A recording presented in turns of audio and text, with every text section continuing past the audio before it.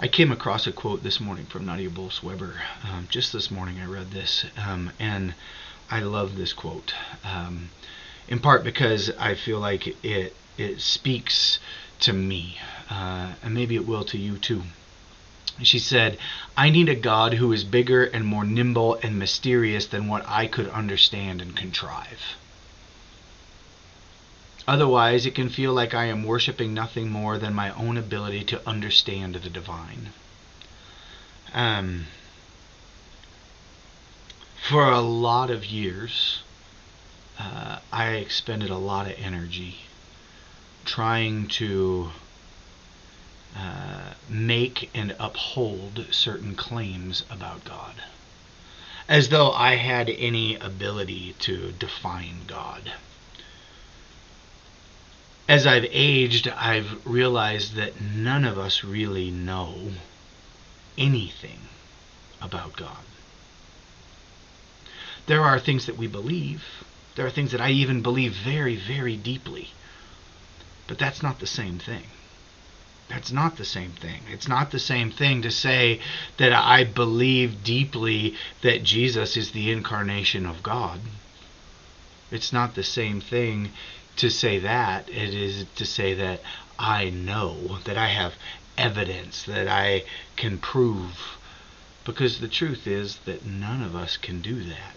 We all have to accept either the claims of other people or the claims of Scripture, which at the end of the day are also the claims of other people. We don't get to know for sure. We don't get to have that kind of certainty. I've said many times the most certain people in the world are the most dangerous, and I think that's because they know their certainty is rubbish, and they don't want to have it challenged or questioned. But there is a certain beauty, a certain comfort in a God that is beyond my comprehension. There's a certain comfort in knowing that I don't get to say that God is bigger than my theological claims or my theological ideas or the tenets that have been handed down to me. Doesn't mean I can't believe in those things. I do believe in them, and I believe in them very, very strongly and very, very deeply.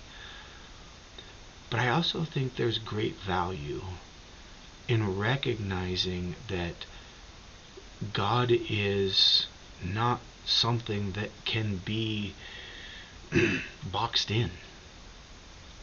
That God is a mystery. That oftentimes all we have are deeply held beliefs that point us towards something beyond ourselves. There's an incredible amount of power and freedom in that realization. It gives me the ability to hear what other people might have to say about God, and to test that against my own beliefs and my own understandings. It gives me the ability to test my own beliefs and my own understandings, and there's great value in that. Because I don't think Nadia Bolz-Weber's alone. I think we all need a God who is bigger and more nimble and more mysterious than anything that we might be able to understand and contrive. I think we need a God that allows us to, or compels us maybe, to get beyond ourselves so that we are worshiping more than our own ability to understand the divine. If God's not so big that we can honestly say we don't know, then are we worshiping anything more than our own contrivances? I appreciate that God is a mystery. I appreciate that I can't know. There's freedom in that. There's power in that. There's joy in that.